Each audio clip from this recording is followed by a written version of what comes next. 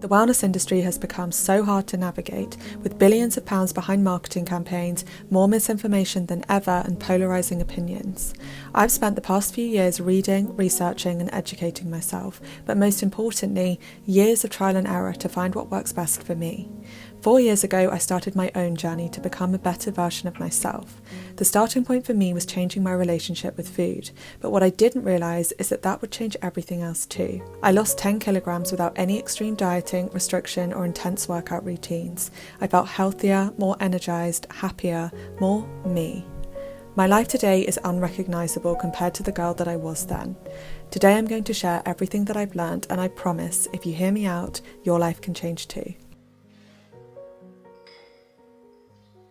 Good morning everyone. I hope you've all had a wonderful week.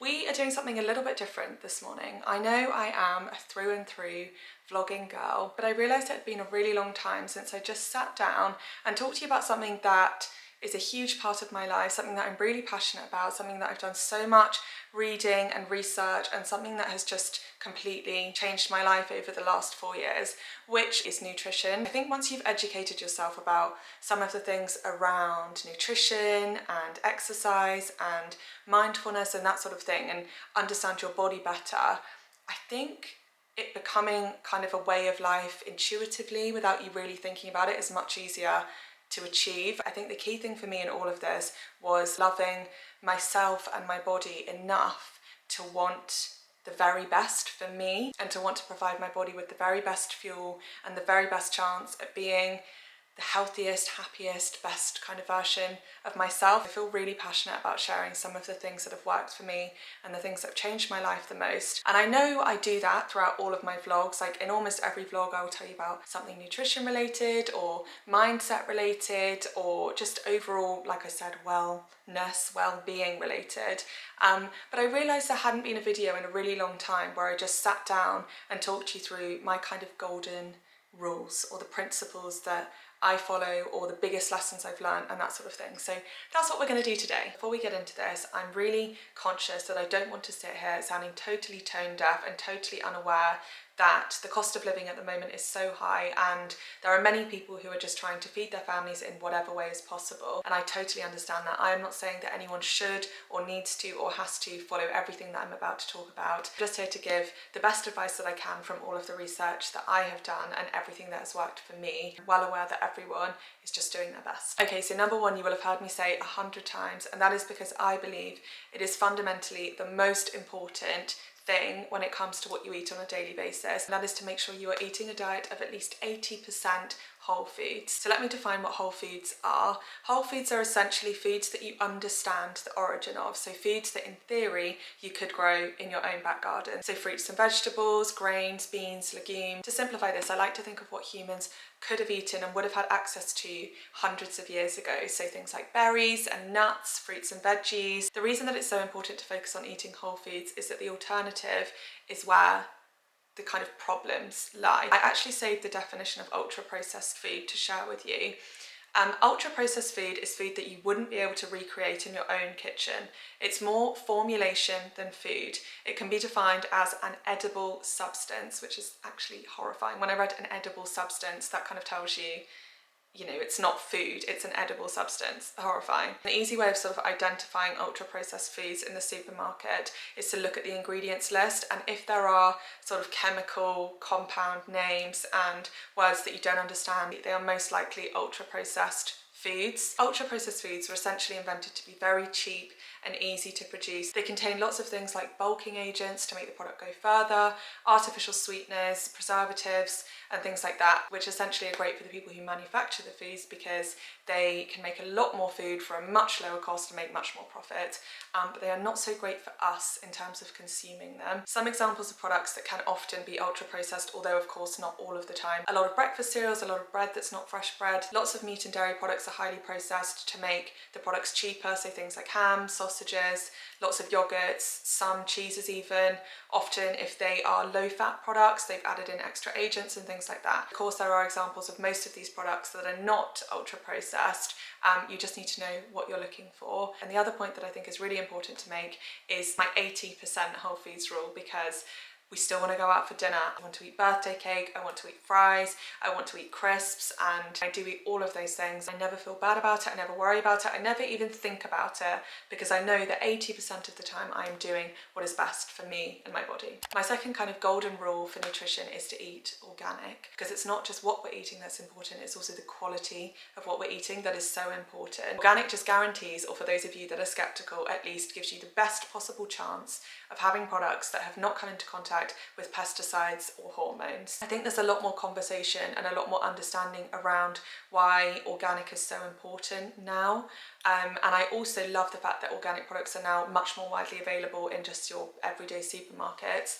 I do, of course, realise that organic products come at a higher price point, and the reason for that is that they are much harder to produce in mass because they're not able to use the harsh chemicals and the pesticides. The produce is more susceptible to the things that you would find in your back garden, really, which are things like the insects eating them, and certain diseases that different types of fruits and veggies can get. So because they're much more natural and therefore much harder to produce, they also come with a higher price point. So really sympathise with the fact that the general cost of living is so much higher now. It may just not be affordable to shop organic all of the time. So what I would say is really important is to do some research on what products are particularly important to eat organic and what products it doesn't matter so much, because there is a bit of a scale. There are some arguments to say that products like, I think, bananas and avocados, for example, are not as important to have organic as, say, something like quinoa and any soy-based products, which are really, really heavily sprayed. So definitely worth just exploring that and maybe swapping out some products in your trolley for organic wherever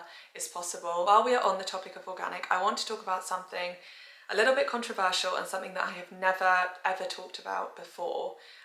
So as many of you will know, I eat an entirely plant-based, aka vegan diet. I think that is fundamental to the changes I've seen in my body and my health and my general well-being. But I do realise that not everyone will be able to, or will want to, or will believe in a 100% plant-based diet. So I'm going to talk about meat, dairy and fish very briefly for anyone that feels this is relevant. The main point I want to make on this, if you are somebody that chooses to eat animal products, I cannot express to you how important it is that those products are organic.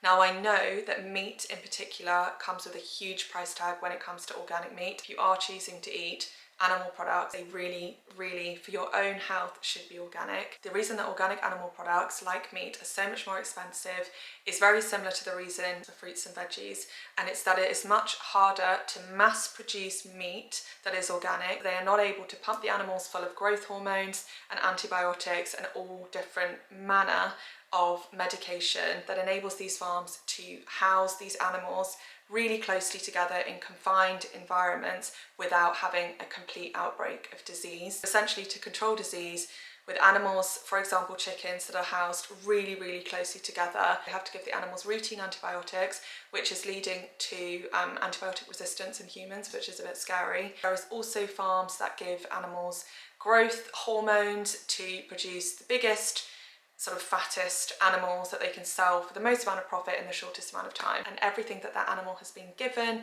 is then passed on to you when you eat the products, whether that's the dairy they produce, whether that's the eggs they produce, whether that is the meat itself. In my opinion, I think if you are going to eat animal products, it should at most only be a couple of times a week anyway, which hopefully makes things slightly more affordable. To really quickly touch on fish, avoiding farmed fish at all costs, I would say. All the same things apply. They are pumped full of medication, antibiotics, all of that stuff, because they are in such confined environment. It's worth checking the packaging on fish because it will tell you somewhere whether it's farmed or not farmed.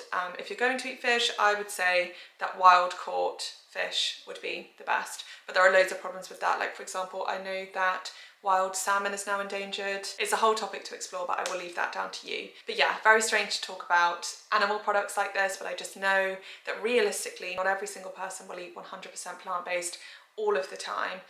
So I just wanted to share a bit of advice on what I've learned and what I believe in if it comes to eating animal products. Okay, the third point will come as no surprise after that, which is eating a varied plant-based diet. On the whole, a plant-based diet is the least inflammatory and provides the opportunity to eat the most varied diet. Variety in our diet is so important. Many people now think this is the most important thing when it comes to what we eat.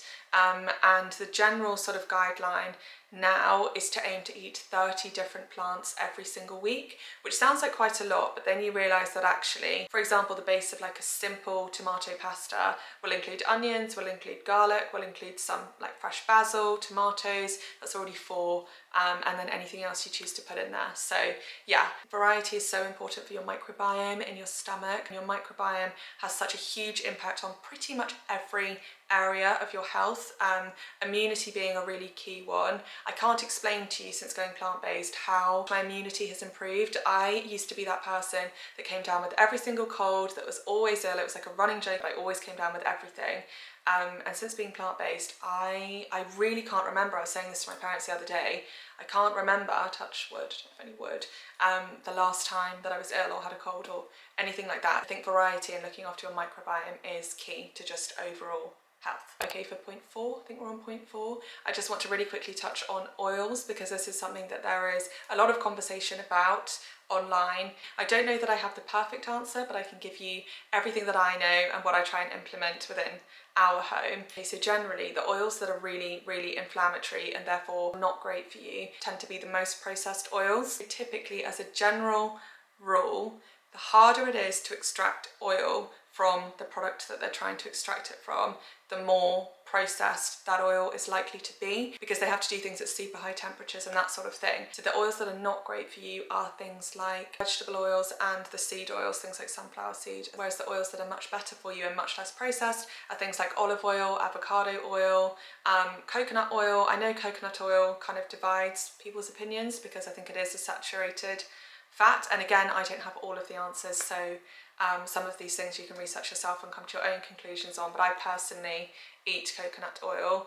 But I think it kind of makes sense when you think about olives and you think about coconut, they're quite kind of fatty, oily products, so extracting the oil from them is much easier obviously than trying to extract oil from a sunflower seed, for example. One thing to note on that is that a lot of the food products that we find on the shelves in the supermarkets do have those much cheaper, more inflammatory oils sort of hidden within them, so it's always worth just reading the ingredients. That's something I always do. There are 2 final points that I just want to touch on. The first one is water, and not that you should be drinking lots of water, which of course you should, but also that it really matters what water we're drinking. Now, this is something, to be completely honest, that I don't have the answer for. I don't even know if there is a good answer or a good solution to. I've done a fair amount of reading and research on this topic, and the general conclusions that I have drawn is that tap water, this is in the UK, I can't speak for other countries, but tap water in the UK is more than likely not great for our health. Again, this is my opinion. So I would say if you're drinking tap water,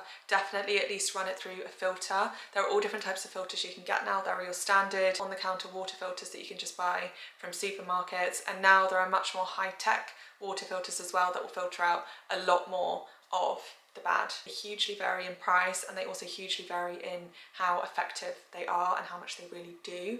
I know that some you can have fitted to your kitchen sink, for example, if you own your home. I know that some work with LED lights. I think if we were talking about in an ideal world, I would say best possible practice would be drinking mineral water that is bottled in a glass bottle at source. However, that is not something that I have managed to achieve in our home, because glass bottled water, number one, very, very expensive, especially for something that you use so much of. So quite impractical in terms of storing it and transporting it. It's very heavy.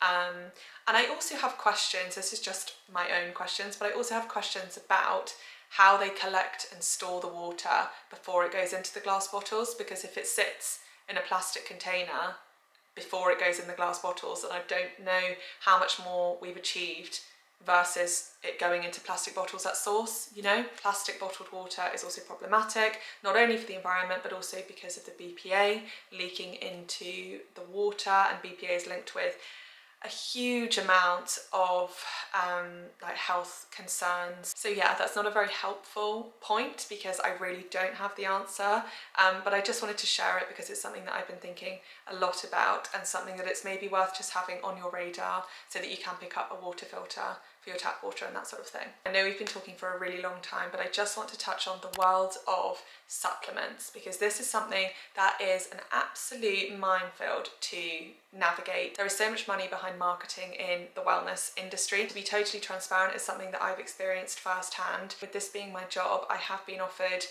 very significant amounts of money to talk about products in this space. So I know firsthand it can be hard to know what to believe, who to believe, which companies to believe and buy into, and that sort of thing. So I'm going to tell you what I have found and what brands I buy and believe in, because I have never promoted and never will promote a brand that I don't believe in. My camera just died, I've been talking for that long, so I will have moved slightly, so sorry about that. But I was just saying that if you see me talking about a supplement brand, a vitamin brand, a protein brand, or anything like that, just know that I do genuinely believe in it, because it's so important to me to only share things that I really believe in. So some things that I supplement are iron, because I have a tendency to be low in iron, and I have found through blood tests that supplementing iron does alleviate that problem altogether, so I'm not low in iron. I take magnesium every night to help with my sleep. I've seen huge improvements from taking magnesium before bed. I take vitamin C and zinc together if I feel like I'm coming down with something, or if I just feel like my immune system needs a boost, like people around me have been ill and that sort of thing.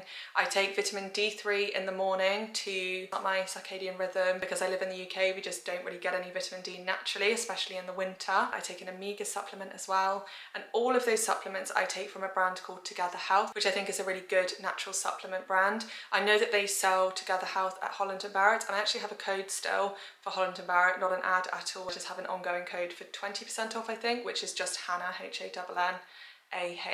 And then outside of that, I take a greens powder every single morning. Greens powders, again, massively vary in terms of how effective they are, in terms of how good the ingredients are and all of that sort of thing. The one that I use every single day, and so does my whole family, I'm actually working with on next week's video, so I will have a discount code for them next week, so check that video in a week's time. But I find that a green powder in the morning makes a huge difference to how I feel throughout the day. I think it really boosts my immunity. I think it really boosts my energy levels. I think it helps me focus and think clearly, and I just feel huge benefits from that, so that's something else I take. And then protein powder is a particularly hard one to find truly clean products, because obviously they want to make these products taste nice, so all sorts goes into most protein powders. Also, I obviously wouldn't take whey protein powder because it's dairy. What I actually do at the moment is I just use 100% organic hemp powder. It's high protein, it's obviously a completely natural product. Doesn't taste amazing, but it gets the job done, and if you pop it into a smoothie, you can't really taste it at all.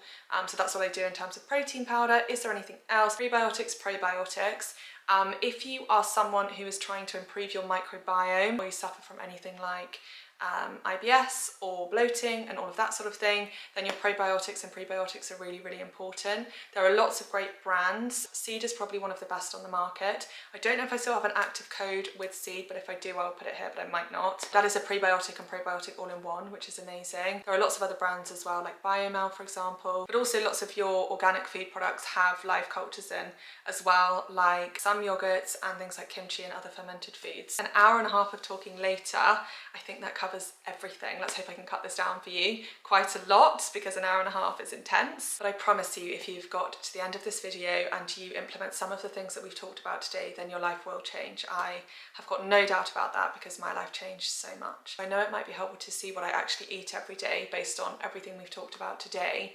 So maybe even next weekend, actually, maybe I'll try and do a what I eat in a week or what I eat in a day type video. Also, if you watch any of my weekly vlogs, any that I've done in the past, any that I'll do in the future, I always include meals and recipes and things like that in those, so they will also give you a really good idea of how I bring all of this into my everyday life. But yeah, thank you so much for watching. I really hope that this has helped, and I also just want to do a final reminder that everything I've talked about today is best practice, and just remember the 80-20 rule. It's not a rule. You can do 70-30, you can do 50-50, whatever it might be. Just remember that I definitely don't do all of this all of the time. This is just like best practice, I suppose. So have the best week ever, and I will catch up with you next weekend. Bye guys.